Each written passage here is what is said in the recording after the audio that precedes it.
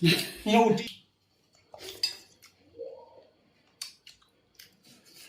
sẽ hào là mai papa không giải.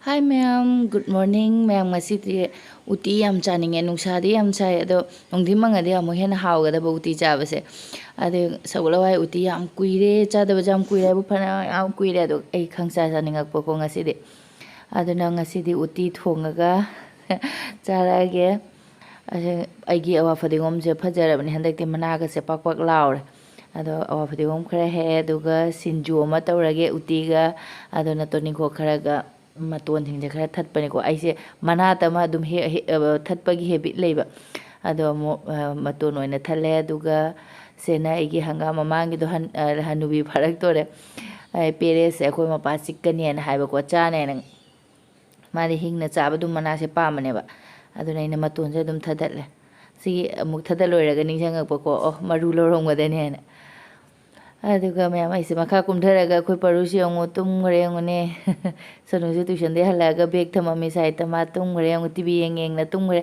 ngasi je sunday ne aina morning walking ayuk tang ngan hawgula satpase masu na hande masu chake de haiba ko aina school chatpani na wa ne aina ma se pubi da bani ngasi di sunday ne na pubi ba ado masu ngan ta na hawgula ga aingonda oina wana ka hawdore pung 12 ta dore ma tum gare ai ngan na hawgula wena adi round chen na chong na taw na wa da mare tung gare ma aduga isu pung 12 ta bena thonggat na ba tawrage chai jang se sele rei na jelak bodo hangam gi pe maton leira aduga sidi sinju ga hapani toning ko aduga jena masina aigi soglawai ko soglawai ting badina te in samam bani yumgi khatanga alaiba kharagani saning manna adum pan ga hapaga uti tawraga charani aga pan se khokto ga ina keno samthoba ko maku ga di lauthok de uti de maku adum lauthokna da bani aduga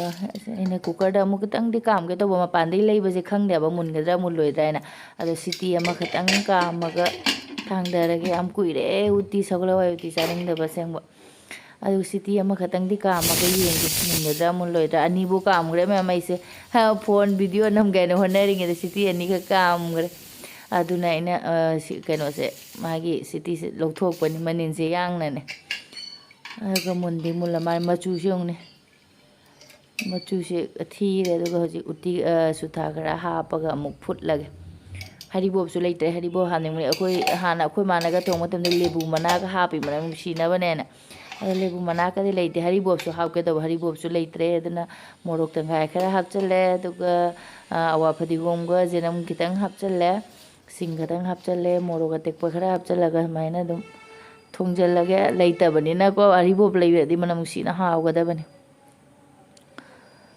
ado mai ngahak tang ni munbudi mullamme ma se aduga khatang ma phone tarak tawraga amu ngahak tang di sohallage uti hapagi uti hapagi keno asutha hapagi sudha do daga tum khatang hap chale as masak thi re mushin gare ado bi camera de am hena muba maliko aduga real da na yam hena budi muba di nate tum hap chang gare yarani aduga se adiya ma mahi nai hore ne nga ingtharaga dum phatak law gare thang darage yarani magi mahi se aduga sok doksan na ba tawrage manam nungsi re su tha pa ko manam nungsi aduga kuma jenam ke thada manam nungsi bana muk loi ran nungsi re manam nungsi sa se du cha ding na di sa ba kai leite ing mana kai leite ai di hojiti weather se nungai re da jam sa dre hojiti ing bu su na ting ning di sare dum chap chai ba aina tilau ka di hap tre da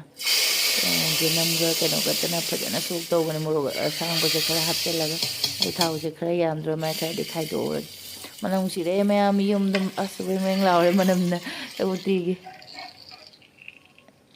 awra da hang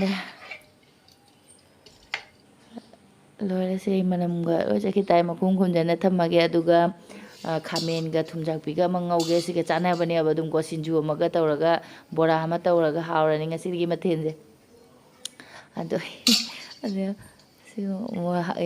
maru marang sing lauthoke tawne angang sing chaba heina bainane phajana sing na chamaga macha aidi thadalaga kukumna thadalaga dum khamen ga ngauseng ne nga thau ngau dumaina maru sing je lauthokpani na chaba da horandi pandana bain khamen ga dum hukchen cha jo hawrani ne sumaina loina ai setat lage aduga sise aina amuk likman khara na ko makha ka hapchale ahum ko tumjakpi ahum ge ni aduga thau ngasai ge sok do khara lemhauba sida dum ahan bada agi tumjakpi se ngau thor kaba ngauraga aduga kothokna thamage aduga khamen ngausalani maiku bang law hore sumai kem law na ngau thokpani daina aidi sumaina ngauba se khamen ga yam hawe aduga tilau kitang hapchalaga aduga thau kitang hape aduga tilau khara chanamai ini khatang lemhore ko jena manase asi so hapchala khamen hapaga ngaure aduga khamen je nga mulae haiduga keno hapchalage ai maruk atokpa hapauder maruk atekpa khara ga hapchalage horendi angang sing chadi na yam hena hapte khatang satak tawraga di hawba hele sise ai ado morok asi masinga ne ba sabudi sai mari manga khaina di hapchale aduga keno tawr khamen se mula adu aina amu agi thumjak bi ngoba se hapchan mani ago loire se so mulle hawradra hawgadabudi male aduga horen chara khangwai ne adum aidi thongi da mayam kara kumam di taste tawnaba dum yawbani ko adu aidi chaning de ba kaigino hangde aduga bora amaga hawre kainogi mayang ba maton gi bora ni mayang maton gi bora se masun ahan bada sana bora si di hawe moyani gi tahana khaidok pirage khoi mapa ke imsa dei duty de halak badagi ne aduga sonung budi chagre halaga institution de halak ma gi fried rice tawra chagi bane aduga sinju maga ai sinju se thunga moroka thoiding ado hapte thoiding no manam name kuina tawira kaino hangde aduna haujandre aduna ina beson ngauraga hapani mimiga aduga utong papar se finger papar se to khairaga loire aigi mathen su loire uti se pa nangjalame mukom chakla me manam nungsi bangida ko je khoi je nam manam se do manam nungsi bani aduga sumaina namoyani gi khaidok pi bani hawradra pan ga tha mina bada hawgada mandi male aduga charaga yengage loire khoi gi mathen se mai mathen se dana hajiki ngaubado leire aduga asinju bora chag aduga morok ani gak mapa yung thamgre uti siga ai keno haptari hangam do poraktare lama mare ni ngai le hangam pere le hore ne to bise thế là một trao mà chính thức ông gắm mà thằng ngoài ông ta rồi Simla mirch lagi.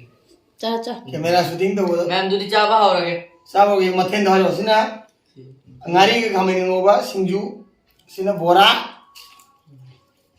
ये उटी Uti ma'am ID how करें मुझे पापा का मचा का सच्चा बाबू है ma'am ai hauji uti lo ro. जुआई नहीं इधर है Ma'am moro khana lo. मुझे गाल लग रहा है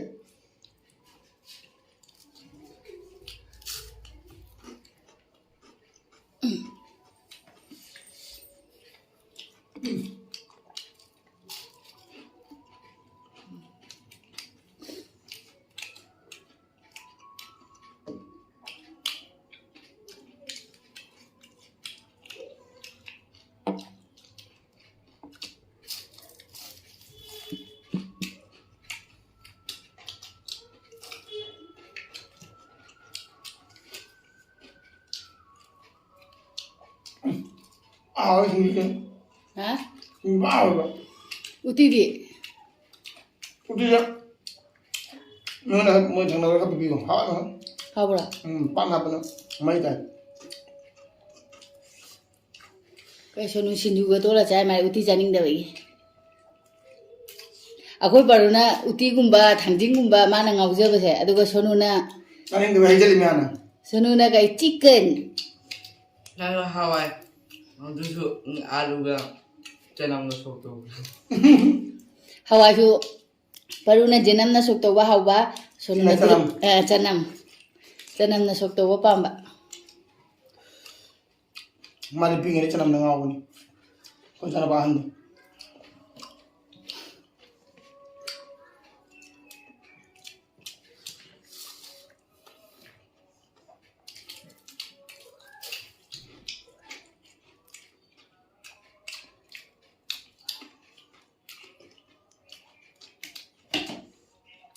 Mama nung sibra ka no?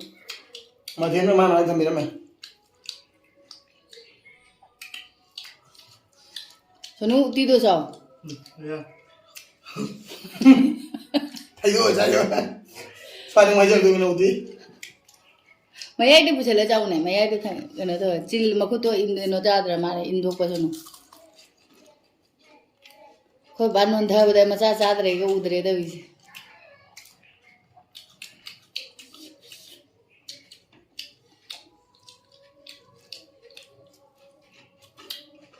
Yung yung asang bahal no?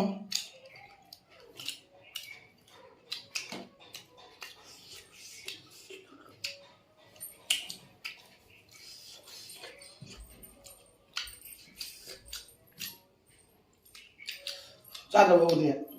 Cara ba? Sige, jawab mo. Dạ, em yêu chị trai.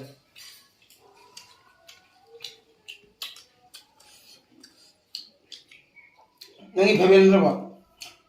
Ayan, mali favorite na mahal ni.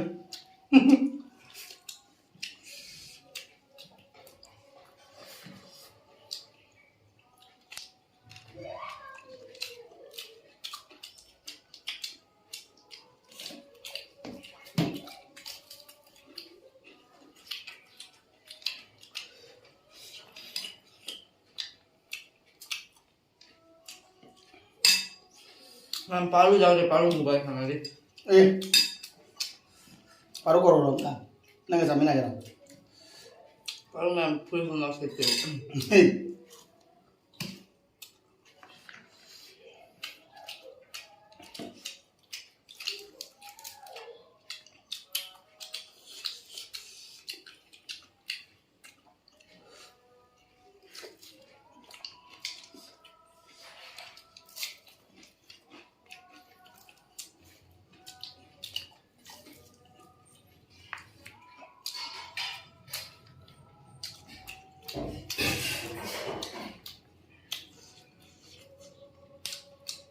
Matan gue ba yung namubang? Ano gue? खाना को ये दूसरी उती चाहिए. Ano gue dito?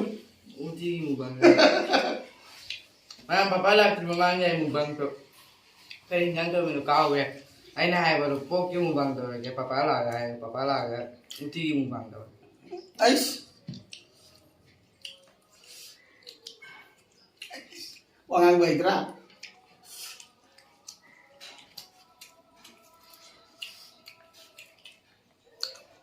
Mubang daw daw da ngai ne. Papala ko dai mo po hung na chare. Mubang daw tab ngare. Ay lapi sa tulo na. Bila itu mukbang to.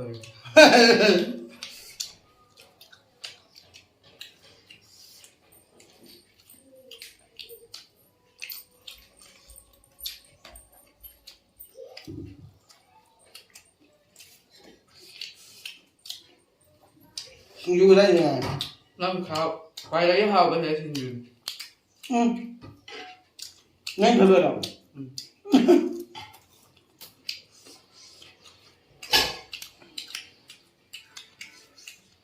Hanggang lo sa mo dapat. Apa? No pari.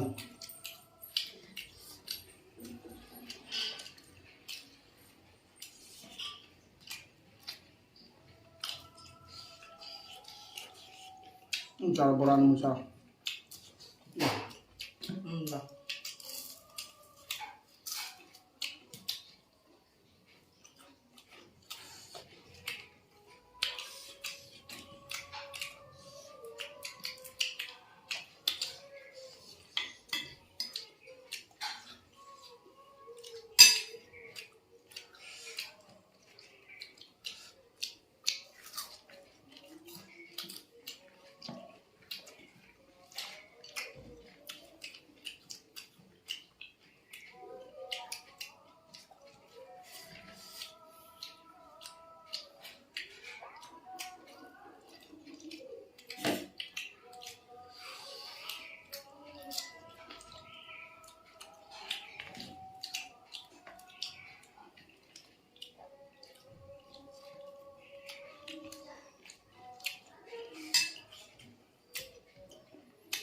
Ano?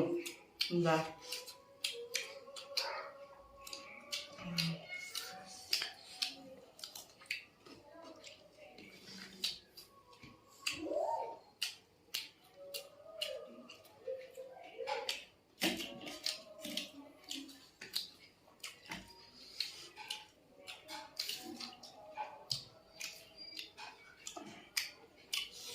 Ay, cháu mà băng mà đi có băng mà. Nang ay uji kara. Jangan. Nam sini ada dua dia green uji ujaran. Dua dia acam mau uji ujaran. Acam mà gầy. Acam. Chị ra của thế, acam mình thế. Dua mana gitu. Sao mà Jangan. để sao? Anh bắt tắt. Anh đi bắt tắt hai em.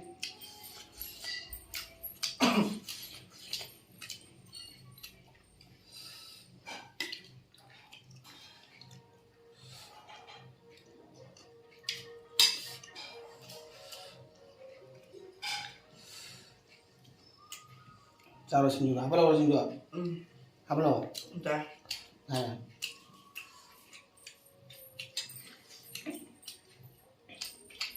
Ta khai mo imi piruge. Thôi, ta khai vậy. Ta hapo kora. Quay ba.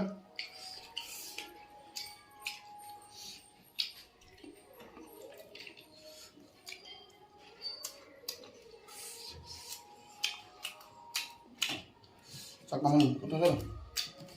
Có số là mình làm apa? Jangan. Ra đây lên mắn rồi được.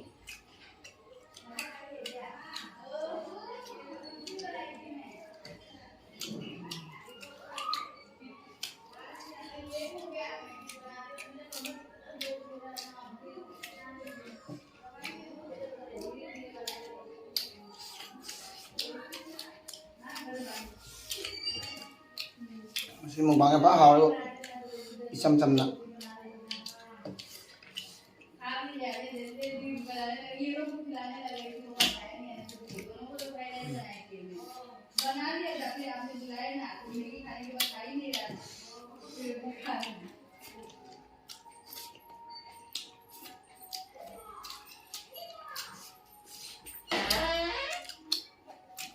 Masih ke phá hào luôn. Kali. Sinjuga. Đây sinju. Kamen ngồi rồi. Uti di harek deda. Uti ta khai rồi. Uti mi mem de piura ga nang na. Ha? How to jam chandra baba. Hào đấy hào cái gì hào gì kia. Xin chú dân. Phải đâu mà.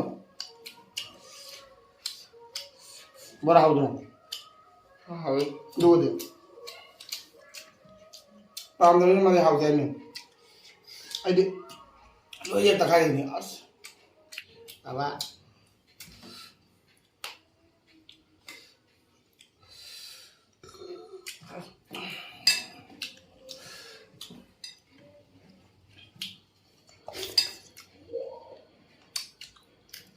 Uji saya hào mà papa không giải. Nang ha mo cha da uti. Uji khởi đánh trai. Cái tên trai cái này. Khởi đánh trai.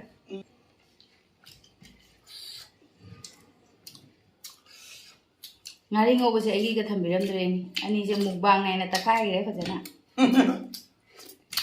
Đâu nào? Này. Ra đây đâu? Ma haja fried rice cut kare tuition dia laga. Phajana duna. Ai ga paru ga musa re ga doidi. Apa?